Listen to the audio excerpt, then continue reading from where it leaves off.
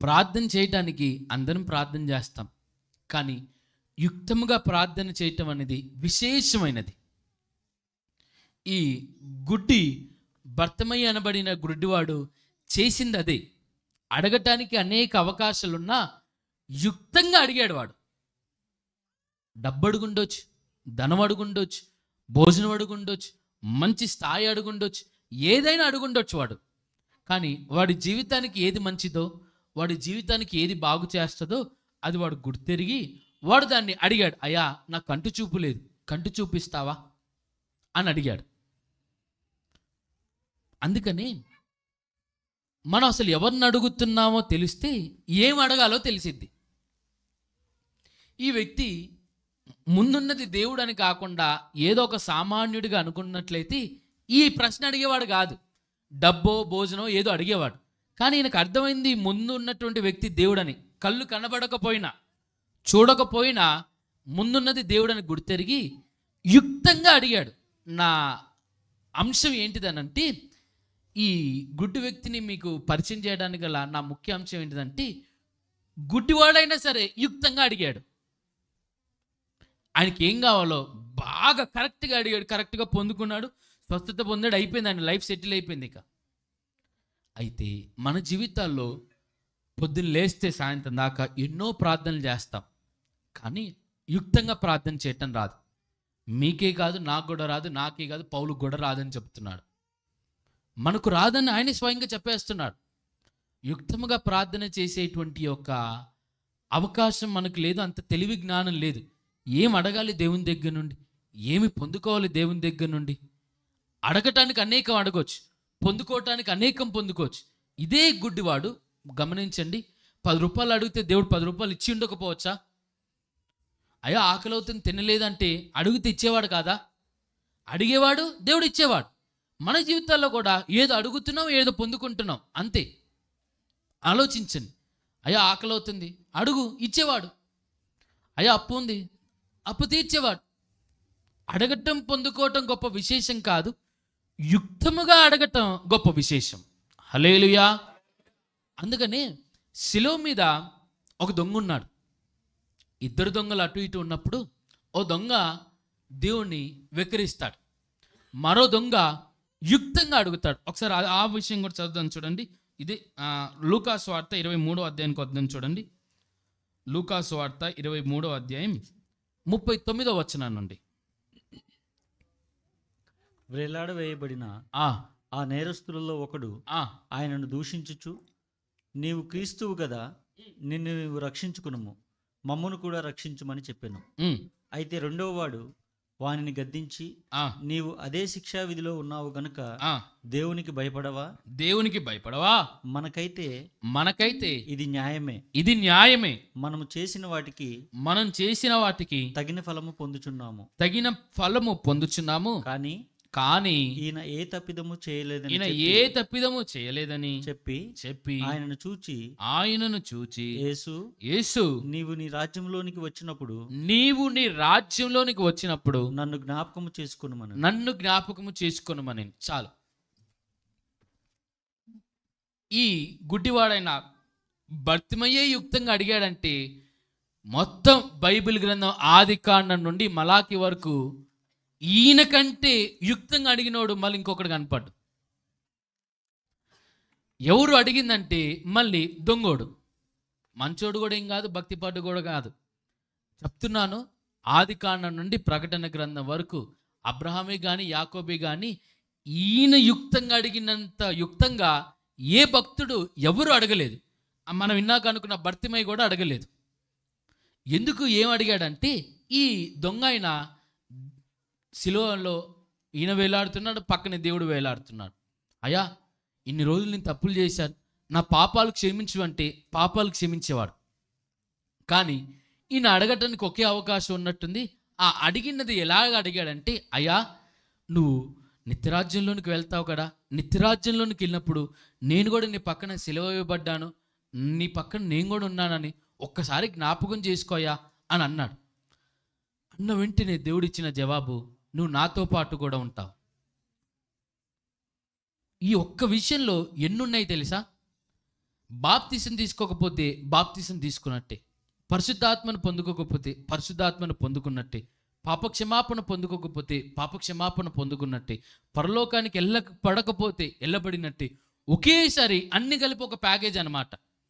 క్షమించయ్యా అంటే క్షమించేవాడు, కానీ నన్ను నీ రాజ్యంలో చేర్చుకోమని అడగటం చేత ఇవన్నీ అందులో కలిసిపోయి పాపక్షమాపణ దొరికింది, బాప్తిజం దొరికింది, పరిశుద్ధాత్మ దొరికింది, అన్నీ ఒకే ప్యాకేజీలో అయిపోయినాయి. ఆయన నిజంగానే ఏ భక్తుడు వెళ్ళినా వెళ్ళకపోయినా సొలొమోను గురించి డౌట్ మనకి ఎవరికి తెలియదు. నేను కూడా చెప్పలేను సొలొమోను పరలోకానికి వెళ్తాడా నరకానికి వెళ్తాడా అని, ఎందుకంటే ఆయన చివరి దినాల్లో చేసిన తప్పిదాన్ని బట్టి. కానీ ఈయన గురించి నేను చెప్తా, ఈయన పక్క పరలోక రాజ్యానికి వెళ్తాడని. హల్లెలూయా. ఇదే యుక్తంగా అడగటం వేరు, యుక్తంగా అడగటం వేరు. కాబట్టి పౌలు అంటున్నటువంటి మాట, యుక్తంగా అడగటం మాకు రాదు, మనకు కూడా రాదు. అందుకని మళ్ళీ మన వచనానికి వద్దాం. చూడండి, మళ్ళీ రోమిలకు రాసిన పత్రిక. మరి యుక్తంగా అడగటం రాదు కదా, మళ్ళీ ఏం చేయాలో చదువుదాం. చూడండి, ఎలాగో ప్రార్థన చేయవలనో మనకు తెలియదు, ఎలాగో ప్రార్థన చేయాలో మనకు తెలియదు, గాని ఉచ్చరింప సఖ్యము కాని మూలుగులతో ఆ ఆత్మ తానే మన పక్షమున విజ్ఞాపన చేయుచున్నాడు. మన దేవుడు ఎంత మంచి గొప్ప దేవుడు అనంటే, ప్రార్థన చేసుకున్న అయ్యానే ప్రార్థన నేర్పించాడు. ప్రార్థన నేర్పించిన దేవుడు తర్వాత గమనించి, వీళ్ళకి ప్రార్థించటం రావట్లేదు, ప్రార్థించటం వేరు, యుక్తంగా ప్రార్థించటం వేరు. మీరు చాక్లెట్ కావాలని ప్రార్థన చేసినా ప్రార్థన అవుతుంది. అయ్యా ఈ పూట భోజనం దొరకలేదని ప్రార్థన చేసినా ప్రార్థనే అవుతుంది. అయ్యా నాకు 10 లక్షల అప్పు ఉందని ప్రార్థన చేసినా అది ప్రార్థనే అవుతుంది. కానీ యుక్తంగా ప్రార్థన చేయటం మన విశ్వాసులకు రావట్లేదు అని దేవుడు గుర్తెరిగి, దేవుడు అక్కడ చెప్తున్న మాట, తానే మన పక్షమున విజ్ఞాపన చేయుచున్నాడు. ఉచ్చరింప సఖ్యము కాని మూలుగలతో తానే మన పక్షాన విజ్ఞాపన చేయుచున్నాడు. యుక్తంగా మనకు ప్రార్థన చేయటం రాదుగా, ఎలా ప్రార్థన చేయటాలో రాదు కదా. అందుకని దేవుడే మళ్ళీ జోక్యం తీసుకొని ఆయనే తన ఆత్మను పంపి, అందుకని ఆదరణకర్తను, నేను వెళ్ళినప్పుడు యోహాను సువార్తలో ఉంటుంది, నేను వెళ్ళినప్పుడు మీకు ఒక ఆదరణకర్తను పంపుతానని. కింద ఆదరణకర్తకి అక్కడ రాయబడిన వాట ఏంటంటే సహకారి, హెల్పర్. ఇంకా వేరే ట్రాన్స్లేషన్లు అయితే ఆదరణకర్త అంటే మన తెలుగులో కొంచెం కరెక్ట్గా లేదు, ఆదరించువాడని కాదు. అసలైన ట్రాన్స్లేషన్ ఏంటంటే సహకారి. ఏ సమయాల్లో మనకు సహాయం అవసరమో ఆ సహాయం అవసరమైన పరిస్థితిలో సహాయం చేసేది ఆయనే. ఆయన పేరు సహకారి. నేనే మీ మధ్యలోనికి వస్తాను, మళ్ళీ ఆయనే మన మధ్యలోనికి వచ్చి మళ్ళీ ఆయనే మన పక్షాన ప్రార్థన చేస్తున్నాడంటే ఎంత గొప్ప దేవాతి దేవుని మనం కలిగి ఉన్నాం. హల్లెలూయా. అయితే ఇంత గొప్ప అవకాశం దేవుడు మనకి ఇచ్చిన ఈ అవకాశాన్ని మనల్ని సద్వినియోగం చేసుకోరు. ఏం చేస్తారంటే చాలా తప్పులు చేస్తారు. తప్పులు అంటే ప్రార్థన చేసేటప్పుడు దేవుడికి అవకాశం ఇవ్వరు. దేవుడికి అవకాశం ఇవ్వరంటే మనకి ఏం కావాలో ముందే మనం నిర్ణయించుకుంటాం, కానీ మన పక్షాన దేవుని ప్రార్థించే అవకాశం మనం దేవునికి ఇవ్వం. మీకు అర్థం అవ్వాలంటే, అయ్యా నాకు రేపు ఒకటి కావాలయ్యా, అది నాకు ఇచ్చేయి, అవునుగాక కలుగునుగాక ఆమేన్ అని మనమే ప్రార్థన చేస్తాం. ఇంకా దేవునికి ఎక్కడ అవకాశం ఇచ్చాం? ఆమేన్ అన్న మాటకు అర్థం ఏంటిదంటే అవునుగాక అని అర్థం. మనమే ప్రార్థన చేస్తున్నాం, మళ్ళీ మనమే ఆమేన్ అనేస్తున్నాం. ఇంకా దేవుడికి ఎక్కడ అవకాశం ఇచ్చినట్టు? కానీ ఇక్కడ చెప్పబడుతున్న మాట, మనం ఎలా ప్రార్థన చేయాలో యుక్తంగా ప్రార్థన చేయటం మనకు రాదు. అందుకని దేవుడే మన పక్షాన ప్రార్థన చేస్తున్నాడు అని రాయబడింది. మళ్ళీ ఇంత అవకాశాన్ని ఇంత సద్వినియోగం చేసుకునే కృపను దేవుడు మనకు అనుగ్రహించిన ప్రార్థన చేయటం తప్పు కాదు, ప్రార్థన చేస్తూ మన పక్షాన దేవుణ్ణి ప్రార్థన చేయటానికి దేవుడికి అవకాశం ఇవ్వాలి. అయ్యా ఈ పరిస్థితుల్లో నాకేం చేయాలో తెలియట్లేదు, నువ్వే తీర్చు, నేను అది తీర్చమని ఇది తీర్చమని ఇది చేయమని అది చేయమని అడగను, నువ్వే నా పక్షాన వ్యాజ్యమాడు అని పూర్తిగా అవకాశాన్ని దేవునికి ఇచ్చేయాలి. అవకాశాన్ని అంటే మీకు గుర్తుందో లేదో మనం ఒక అంశాన్ని గురించి కూడా ధ్యానం చేసాం. సరెండర్ అని, అంటే రెండు చేతులు ఎత్తి అప్పగించుకోవటం. అయా దిక్కుతోచిన పరిస్థితి, నువ్వే ఏదోటి చెయ్యి అని ఎప్పుడైతే మనం దేవుడికి అప్పగిస్తామో మన ప్రార్థనను, బాగా గమనించండి, మన ప్రార్థనను దేవునికి అప్పగిస్తాము, మన బలము, మన ధనము, మన జ్ఞానముతో పాటు బాగా మీరు ఆలోచించని మన ప్రార్థనను కూడా దేవుడికి అప్పగించాలి. అయ్యా ఇదిగో నా ప్రార్థన, నువ్వే ఏదో చెయ్యి అని ఎప్పుడైతే మన ప్రార్థనని దేవునికి అప్పగిస్తామో అప్పుడు దేవుడే మనకి ఏది మంచో, ఏది యుక్తమైనదో, ఏది సరైనదో దాన్ని దేవుడే మళ్ళీ మన పక్షాన ప్రార్థన చేస్తాడు. ఇంత గొప్ప అవకాశాన్ని మనకు అనుగ్రహించుకున్నా కూడా మనలో ఉన్నటువంటి వారు ఏంటిదనంటే అదవును గాక, ఇదవును గాక, ఇది కలుగును గాక, అది కలుగును గాక అనే అంశాల్లోనే ఉంటారు. కానీ అయా ఏది మంచో నీకో తెలుసు కదా, దాన్ని జరగనివ్వు, ఏది సరైనదో నీకు తెలుసు కదా, దాన్ని జరగనివ్వు అని యుక్తంగా అడిగేటువంటి కొన్ని అవకాశాలను కోల్పోవటం చేత చాలామంది ప్రార్థనలు నెరవేరకపోవచ్చు. కాబట్టి ఈ 2025 సంవత్సరంలో మనం చేయాల్సింది ఏంటిదనంటే మనం ప్రార్థన చేస్తూ మనతో పాటు మన పక్షాన దేవుడికి ప్రార్థన చేసే అవకాశాన్ని ఇవ్వాలి. అవును, దేవుడు మన పక్షాన ప్రార్థన చేయటం ఏంటి, ఆయన ఆలకించేవాడు కదంటే ఆలకించేవాడు ఆయనే, ప్రార్థించేవాడు ఆయనే. హల్లెలూయా. కేవలం పరిశుద్ధాత్మడే కాదు, కింద వచనాల్లో చూస్తే యేసుక్రీస్తు ప్రభువు కూడా మన పక్షాన విజ్ఞాపన చేస్తున్నాడని రాస్తుంటది. 34వ వచనం చదవండి. దేవుని చేత శిక్ష విధించువాడెవడు, చనిపోయిన క్రీస్తు యేసే, అంతేకాదు మృతుల్లో నుండి లేచిన వాడును, దేవుడి కుడిపార్శ్వమున ఉన్నవాడును, మన కొరకు విజ్ఞాపనము కూడా చేయువాడు ఆయనే. పై వచనాల్లో చూస్తే పరిశుద్ధాత్ముడు అని ఉంటుంది, కింద వచనాల్లో చూస్తే యేసు ప్రభు ఉంటుంది. అవును, నెరవేర్చేది ఆయనే, కోరికలు తీర్చేది ఆయనే, మన పక్షాన ప్రార్థన చేసేవాడు ఆయనే, మన పక్షాన విజ్ఞాపన చేసేవాడైనే. ఇంత గొప్ప దేవాతి దేవుణ్ణి మనం కలిగి ఉన్నాం. కాకపోతే మన అవకాశం ఇవ్వం అంతే. దేవుడికి అవకాశం ఇస్తే ఎలా ఉంటుందో ఆలోచన చేయండి. ఒక చిన్నపిల్లవాడు ఏడ్చాడు అనుకోండి, ఆ ఏడుపు తల్లికి తప్ప ఇంకెవడికి తెలియదు. వాడు ఆకలి ఏడుస్తున్నాడా, వాడు నిద్రపోవాల్సిన టైం వచ్చి నిద్రపోవాలని ఏడుస్తున్నాడా, లేకపోతే వాడు ఏదైనా టాయిలెట్ ఏదైనా పోసుకొని ఏడుస్తున్నాడా, లేకపోతే కడుపులో ఏమైనా అరగక ఏడుస్తున్నాడా, అది పక్కనున్న ఎవరికీ తెలియదు. ఆ ఏడుపు తల్లికి ఒకటే తెలుసు. ఎందుకంటే తల్లి వాడిని గమనిస్తుంది కాబట్టి వాడికి, తల్లికి తెలుసు ఏ టైంలో వాడు ఏడుస్తాడు. వాడికి భాష వస్తే మాట్లాడితే మనకు కూడా అర్థమవుతుంది వాడు ఏమడుగుతున్నాడు.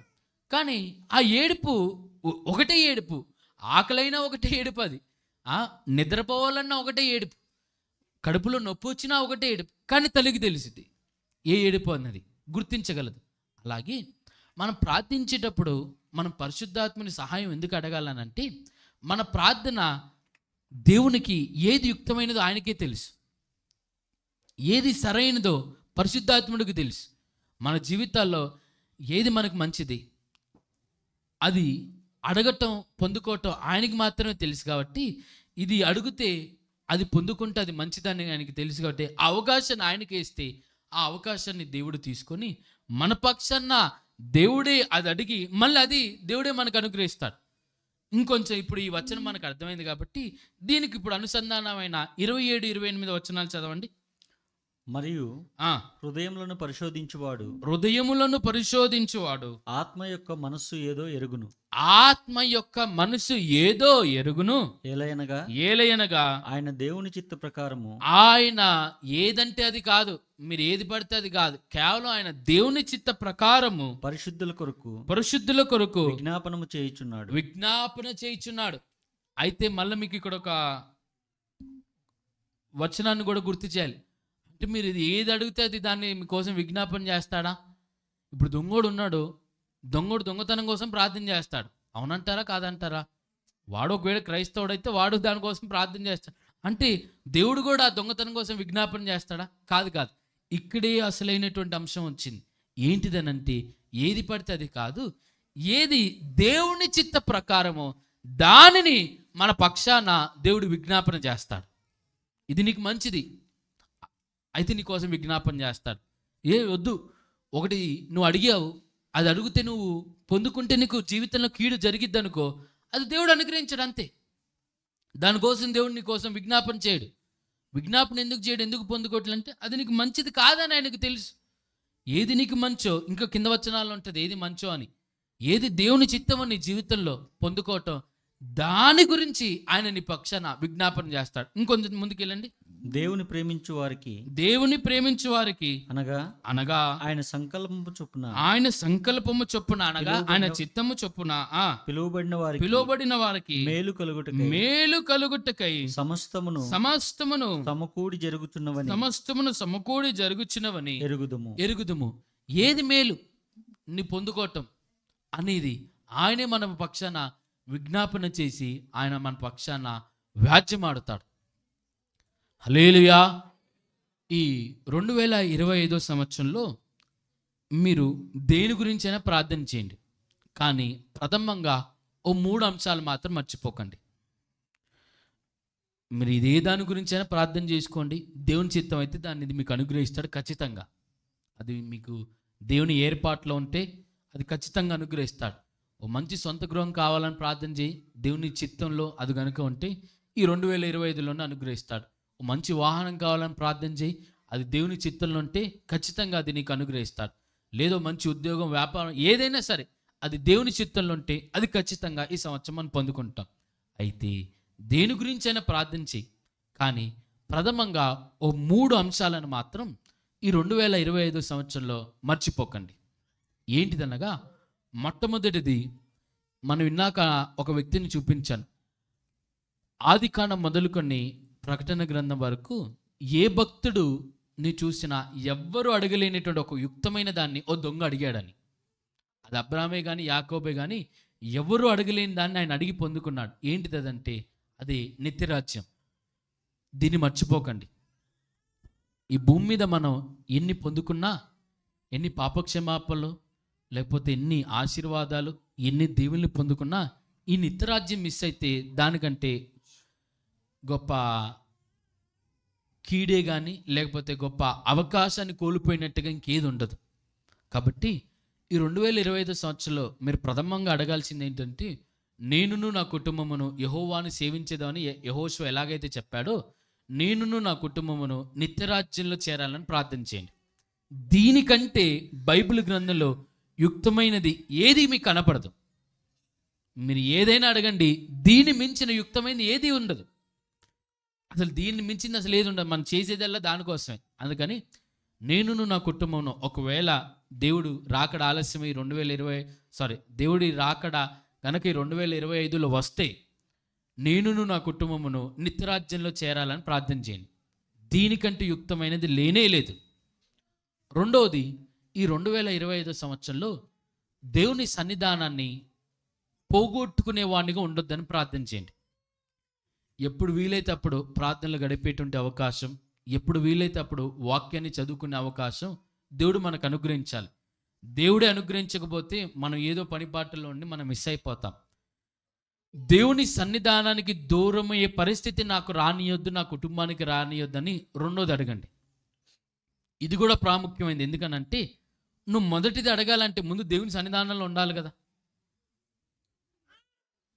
ఆలోచన చేయండి. అయ్యా నేను నిత్యరాజ్యంలో ఉండాలని ప్రార్థన చేయాలంటే ముందు ఆయన సన్నిధానంలో ఉండాలి కదా. నువ్వు ఈడే లేనప్పుడు అదేం అడుగుతావు? అందుకని లింక్ది. కాబట్టి రెండోది, దేవుని సన్నిధానానికి దూరమయ్యే పరిస్థితి రాకూడదని ప్రార్థన చేయండి. మీరు ఇంకేమైనా అడగండి, ఫస్ట్ మొట్టమొదటిగా నిత్యరాజ్యంలోనికి నేను చేరాలి, నిత్యరాజ్యంలో నేను నా కుటుంబం ఉండాలని అడగండి.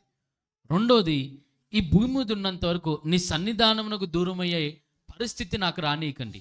నీ మందిరానికి, నీ సన్నిధానమునకు దూరమయ్యే పరిస్థితి నాకు రానీయకండి అని అడగండి. ఎందుకనంటే ఇదే లేకపోతే ఇంక అన్ని పోయినట్టే. ఇప్పుడు గుడ్డి భర్తమై ఉన్నాడు, వాడు దేవుని దగ్గరికి వెళ్ళినాక కదా అవకాశం దొరికింది. ఆయన తీసుకొచ్చా దేవుని ముందు ప్రవేశపెట్టారు, నీకేం కావాలని ఆయన అడిగాడు. ఈయనొక ఊర్లో దేవుడు ఊర్లో ఉన్నాడు అనుకో, వీడికి అవకాశం దొరికేదా? వాడికి అవకాశం దొరికిందంటే దేవుడి పక్కన ఆయన ఉన్నాడు కాబట్టి ఏం కావాలో అని అడిగాడు.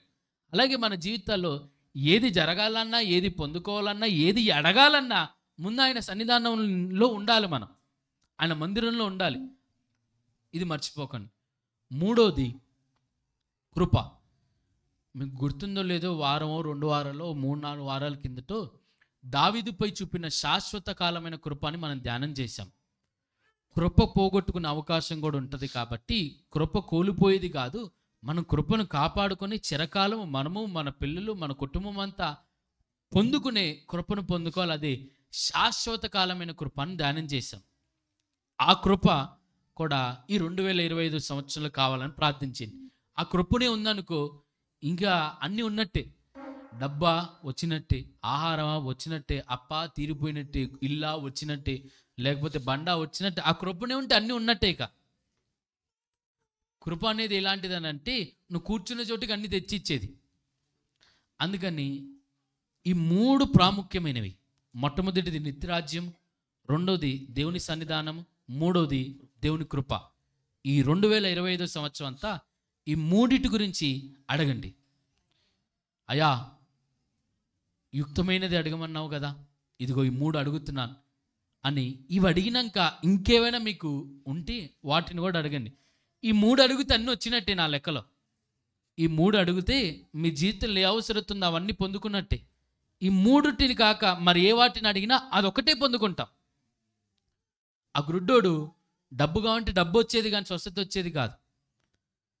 అలా ఈ 3 మనం అడిగి పొందుకుంటే వీటితో పాటు అన్నీ వచ్చినట్టే మనకి. మళ్ళీ వాటి గురించి ప్రత్యేకంగా ప్రార్థించినా ప్రార్థించకపోయినా దేవుడు మన హృదయాలను ఎరిగిన వాడైనా ఖచ్చితంగా అనుగ్రహిస్తాడు. ఈ 3 మాత్రం మిస్ చేసుకోకండి.